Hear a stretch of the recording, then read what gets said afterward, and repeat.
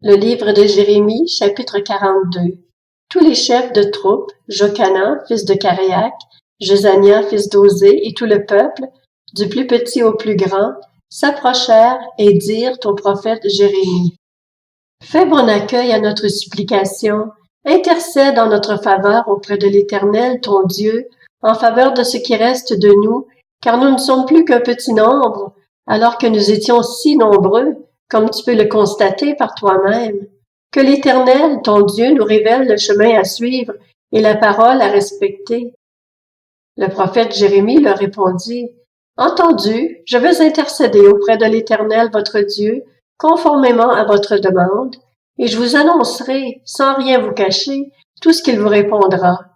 Ils dirent encore à Jérémie: Que l'Éternel soit contre nous un témoin véritable et fidèle, si nous ne nous conformons pas à tout ce que l'Éternel, ton Dieu, te chargera de nous dire.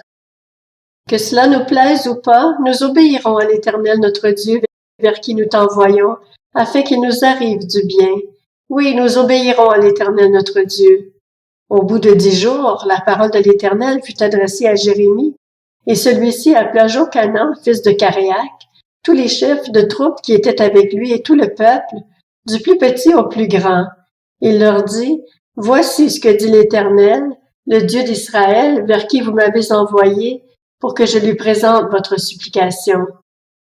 Si vous persévérez à habiter ce pays, je vous restaurerai pour ne plus vous détruire, je vous planterai pour ne plus vous arracher, car je regrette le mal que je vous ai fait. N'ayez pas peur du roi de Babylone, comme c'est le cas actuellement. N'ayez pas peur de lui, déclare l'Éternel, car je suis moi-même avec vous pour vous sauver et vous délivrer de lui. Je lui inspirerai de la compassion pour vous, et il aura pitié de vous, au point qu'il vous laissera revenir sur votre terre.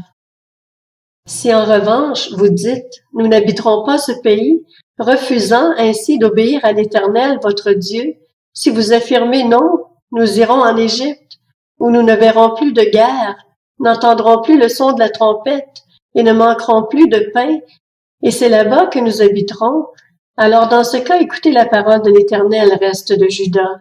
Voici ce que dit l'Éternel, le Maître de l'univers, le Dieu d'Israël.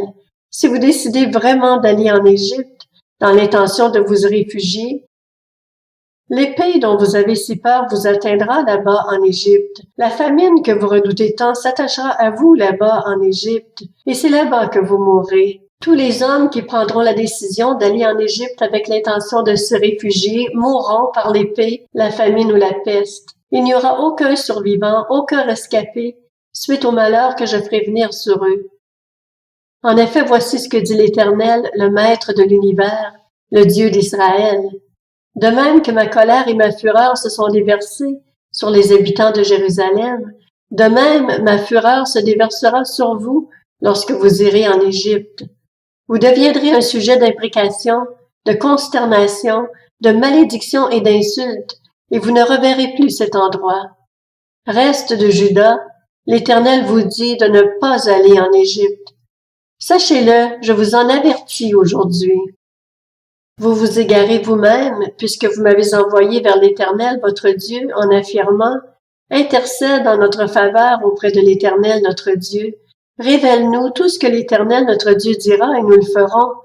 Je vous l'ai révélé aujourd'hui, mais vous n'écoutez pas l'Éternel votre Dieu, ni tout ce qu'il m'a chargé de vous dire. Sachez-le maintenant, vous mourrez par l'épée, la famine ou la peste, là même où vous désirez tant vous rendre pour vous y réfugier.